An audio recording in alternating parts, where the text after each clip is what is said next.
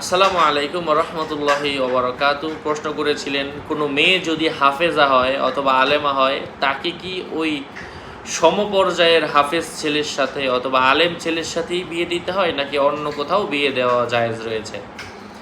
হ্যাঁ, এটা হচ্ছে আলেম হলে আলেমের সাথেই বিয়ে দিতে হবে, হাফেজ হলে হাফেজের সাথেই দিতে হবে, মাওলানা হলে মাওলানার সাথেই দিতে হবে, বিষয়টা এমন না। এটা যার সাথে আপনার মিলে, আপনার কুফু মিলে আর কি, তার সাথে বিয়ে করবেন। এটাই হাদিসের মধ্যে আমাদেরকে বলা হয়েছে। আপনার সম্পদ, আপনার দিনদারিতা, আপনার তাকওয়া, আপনার পরহেজগারি, আপনার সৌন্দর্য, আপনার ফ্যামিলির লেভেল, স্ট্যাটাস, সব কিছু দুই পরিবারের যাদের সমান হয়, এই দিকটা বিবেচনায় রেখে বিয়ে করতে হবে। এটা হচ্ছে কুফু। এটা হাদিসের মধ্যে মিলানোর কথা বলা হয়েছে। একজনের একটা দিক কম হলে অন্য দিক যেন বেশি হয়। একজন আলেমা, অন্যজন জেনারেল দিক থেকে খুব বড় ডিগ্রিওয়ালা, তাহলেও হতে পারে যদি তারা মিলে আর কি।